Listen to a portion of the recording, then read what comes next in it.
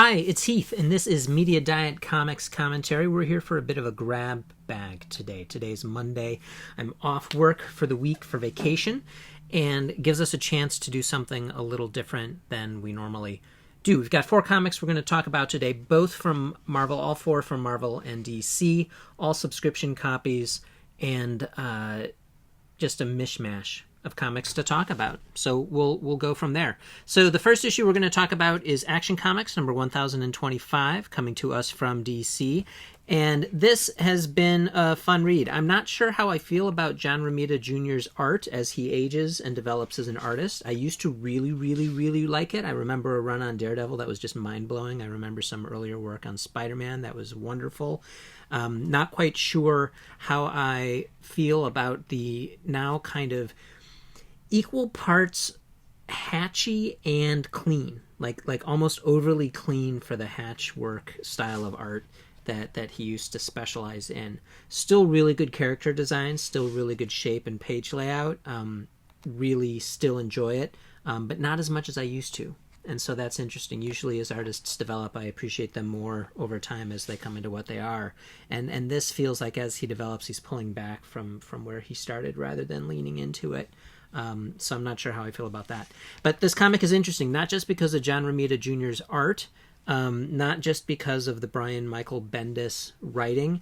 Not a huge fan of Bendis, but people like him. And he gets brought in for event books and things that are trying to reboot and make seem important to people. And so the fact that these two are together working on this run of Action Comics says that DC is trying to do something with action, especially given that Romita just moved over to DC not too many years ago. I think he first did Superman. I'm not sure exactly when that happened, but the fact that he's even working on DC properties is kind of a big deal. So this comic is fun. It's got a big name writer, got a big name artist on it who I have a history with, and it's got the entire Super family. So you've got 4 Supes in it, you've got a Brainiac in it, and they're your main hero base. And we've got the issue opening with Marisol Leone, owner or publisher of the Daily Planet, negotiating with a mysterious figure to get off the planet. Things are so serious. We've got the Supers going to the headquarters of the Invisible Mafia, which has been playing a role over the last series of run of issues. They get there and the place has just been cleaned out and it's empty. We've got Dr. Glory kind of breaking in, or at least surreptitiously going into Star Labs with some super-powered assistance in the form of Robinson, what's her name? Robinson Good. And they're there at Star to release this fella. Don't know who that is, don't know where they come from, but seems to be some kind of intergalactic parasitical creature that has fought and defeated supers before.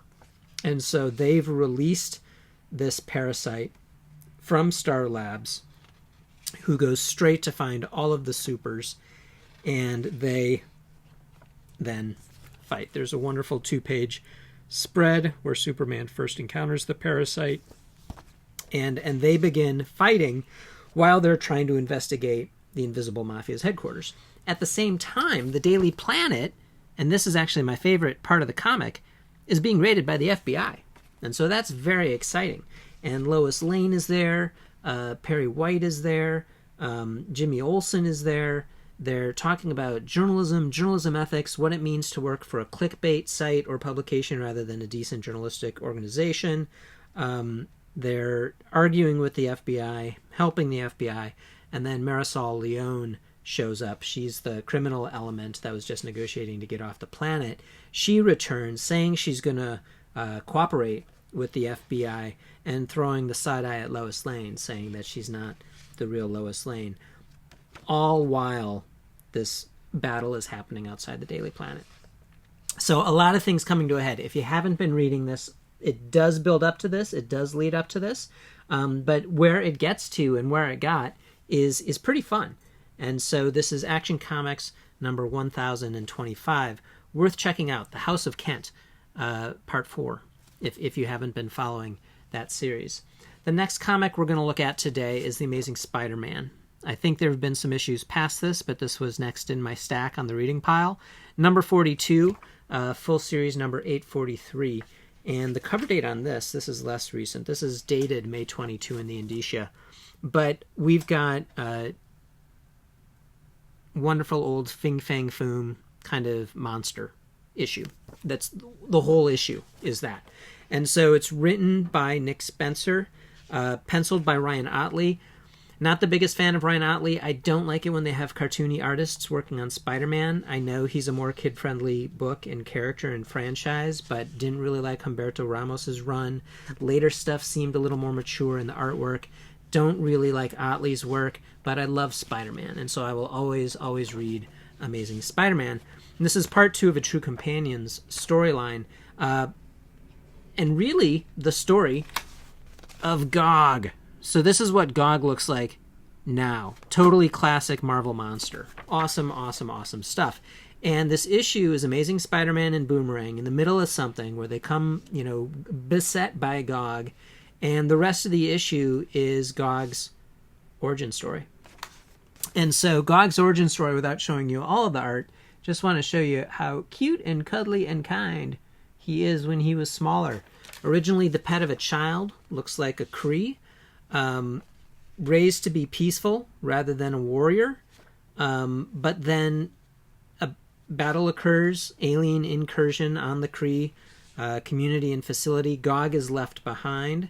Gog ends up being found by Kraven the Hunter, which has a role in his development, has gone missing. And just over time, and it's interesting, I'd actually like to go back through comics and see what other appearances of Gog there have been, because this is all stuff that happened. This is wonderful kind of retroactive continuity. So we've got Kraven the Hunter with Gog. We've got him encountering Spider-Man there. We've got, here it looks like he's with the Sinister Six. Again, encountering Spider-Man there.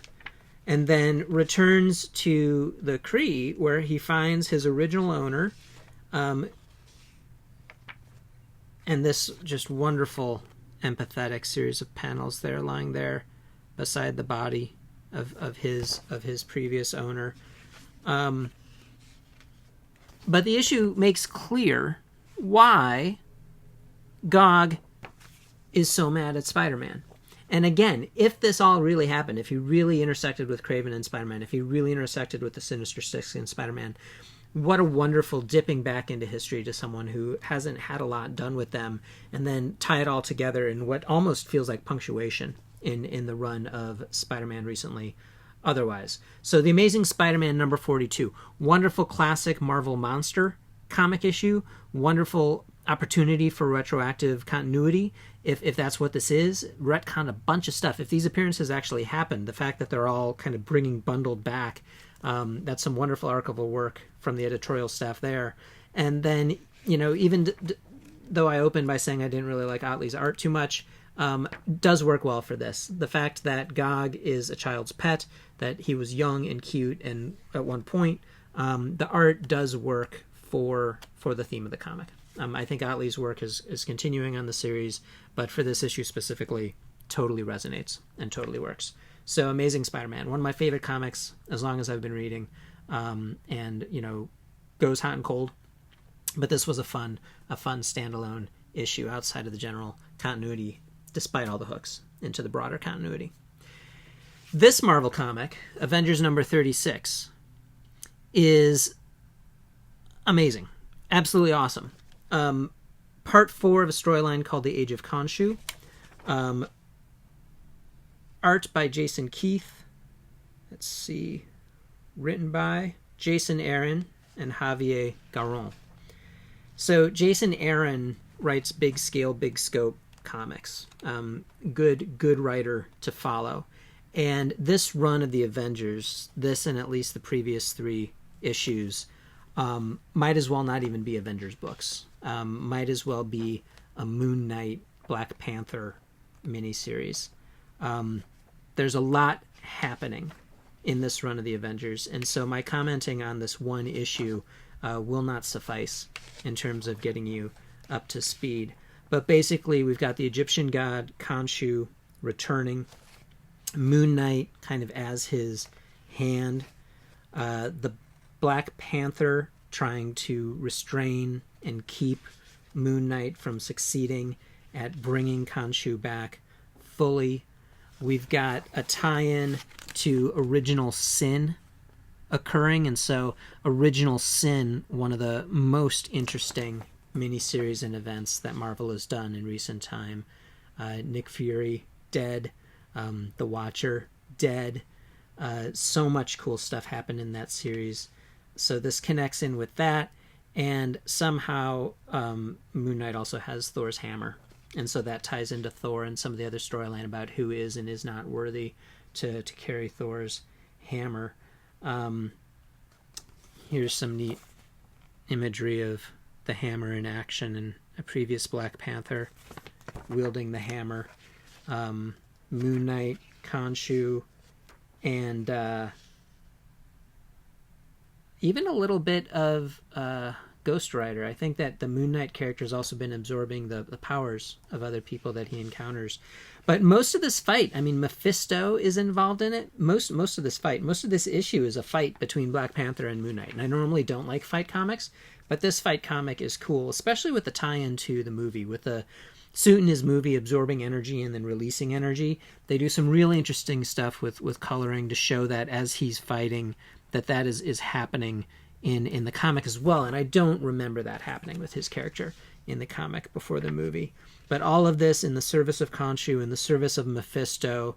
Out in outer space, we've got Iron Man and Captain Marvel chased down by Khonshu, who I think is actually wielding the hammer and has the powers of Ghost Rider. Ton of stuff going on. And then the battle with Black Panther and Moon Knight ends, and Moon Knight turns out was fighting Black Panther toward a purpose that I will not reveal. But even after Black Panther stops fighting him, the Moon Knight continues fighting himself, so he can bring about this thing that occurs at the very end of the comic. And amazing. In outer space, Iron Man, Captain Marvel with the Star Brand, chased down by Khonshu, who's enlisted Moon Knight, manipulating him to fight the Black Panther. You know, some kind of tie-in to benefiting Mephisto, an Original Sins tie-in, and just no Avengers to be seen. I mean, there are Avengers. Iron Man's there at the end, Captain Marvel's there at the end, but it's not a team book for this run. It's very much a Moon Knight story. And so a fascinating approach to the Avengers on this run, and really, really worth checking out. The Age of Khonshu, Part 4. Be sure to read all of it, and I'm sure it'll be collected as a trade paperback. But this run of the Avengers has been absolutely very fun and fascinating, and has tied into a lot of other stuff that has surprised me. And then lastly in this grab bag, we've got Detective Comics number 1028, From Beyond the Grave. A Horseman Rides.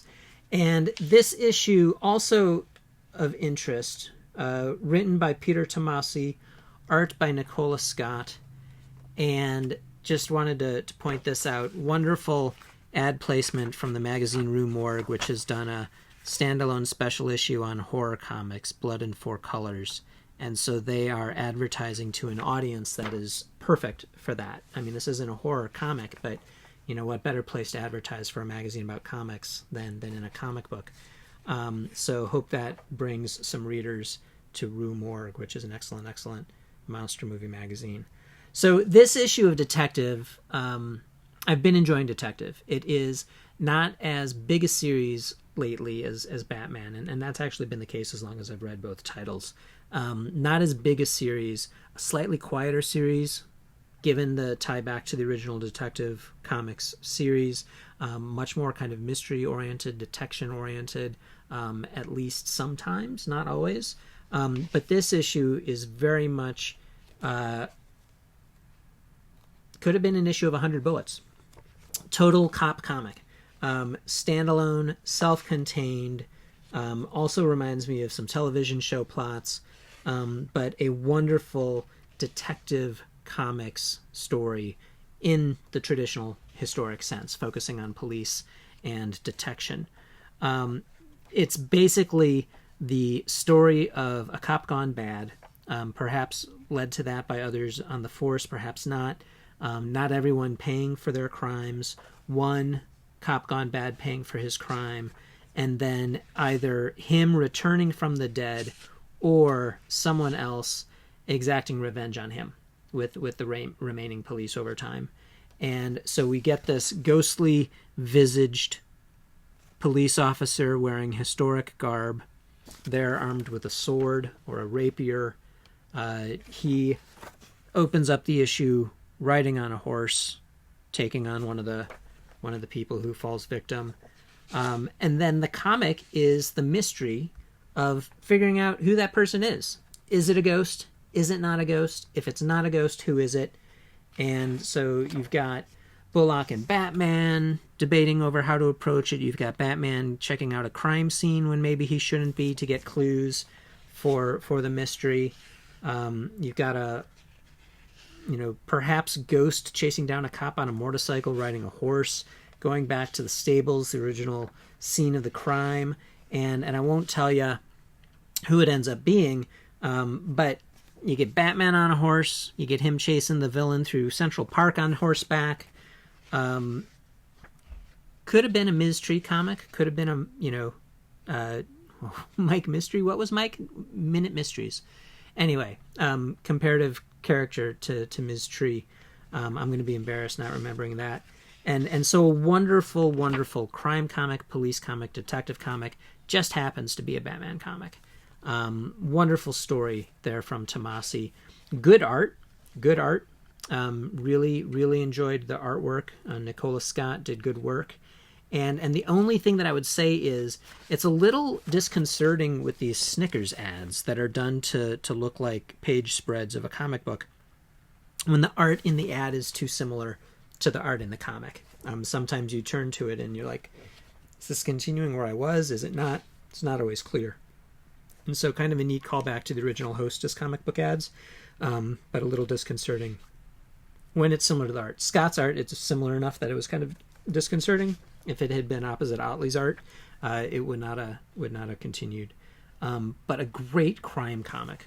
Wonderful, wonderful crime comic. Just not knowing if it's a ghost or not a ghost, not knowing who it is, and then your classic one by one revenge hunt down, and a fun read.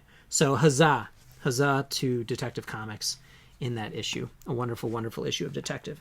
So this has been Heath. Back to the longer review. Hope you enjoyed it. 4 random issues. We had Detective number 1028, Avengers number 36, Amazing Spider-Man number 42, and Action Comics 1025. Kind of a mishmash, a grab bag, but all very good comics. Check them out if you haven't been. Have a nice day.